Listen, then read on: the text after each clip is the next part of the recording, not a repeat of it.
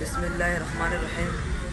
الحمد لله الذي بكرته وعسلا والصلاة والسلام على محمد وآله وصحبه سلام الجميل. أما بعد، قال النبي صلى الله عليه وسلم لكل شيء عالم وعالم الإيمان الصلاة.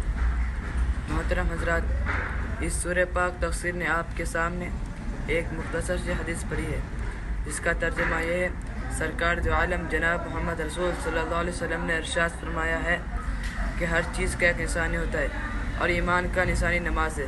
حضرات، دنیا میں بھانٹ بھانٹ کے لوگ اور قسم قسم کے پارٹیاں ہیں. کوئی عربی ہے، کوئی ایرانی، کوئی فرانسیسی ہے تو کوئی جاپانی، کوئی چین ہے تو کوئی ہندوستانی، کوئی افغانی ہے تو کوئی پاکستانی. اسی طرح آپ کے ملک میں مختلف پارٹی ہے. کسی پارٹی کا نام کانگریس ہے تو کسی کا نام کمیونسٹ، کسی کا نام جن سنگھا ہے تو کسی کا نام سوشلسٹ. باوجود ہے کہ ان تمام پارٹیوں اور قوموں میں آپ ہی جیسے کھاتے پیتے انسان شامل ہے، مگر ان کی کچھ الگ نشانیاں ہیں.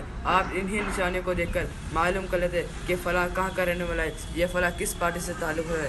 یہ تو گفتگو ہوئے ان چیزوں کے بارے میں جو ہماری نگاہوں سے گزرتی ہے، مگر کچھ چیزیں ایسے ہیں جو ہماری آنکھوں سے نظر نہیں آتی، جن سے مگر ان کے کچھ نشانات ہوتے ہیں جن سے ان کے وجود کا پتہ چل جاتا ہے. مثال کے طور پر ہوا دکھائی نہیں دیتی، مگر جب پتیاں ہلتی ہے تو پتہ چل جاتا ہے کہ ہوا چل رہی ہے. اسی طرح کفر، نفاق، فسق، ایمان جیسے چیزیں ہماری ظاہری آنکھوں سے نظر نہیں آتی، مگر کچھ علامت ایسے جن سے ہم پہچان جاتے ہیں کہ کون مخلص ہے اور کون منافق، کون مومن ہے اور کون فاسق. اس حدیث میں ایمانداری کی نشانی بتائی گئی ہے کہ وہ نماز پڑھتا ہو، روزہ ہے، چند مخصوص دن کے لیے حج و زکوٰۃ ہے، صرف دولت مندوں کے لیے.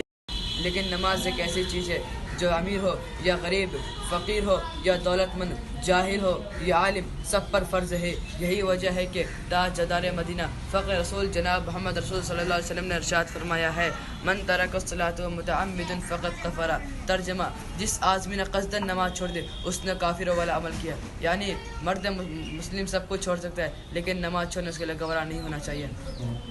مگر افسوس ہے کہ آج کا مسلمان اس موٹی سی بات کو نہیں سوچتا اور ایک ایسے عمل سے اپنے آپ کو دور رکھتا ہے جو اس کے مسلمان کہلانے کے لیے ضروری ہے. حضرات، ہمارا کام کہنا ہے، کاش کہ آپ سنیں اور اس پر عمل کریں.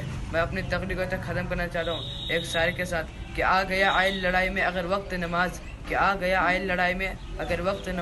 قبلہ روح کے زمیں بوس ہوئے قوم حجاز. وآخر دعوانا الحمدللہ رب العالمین.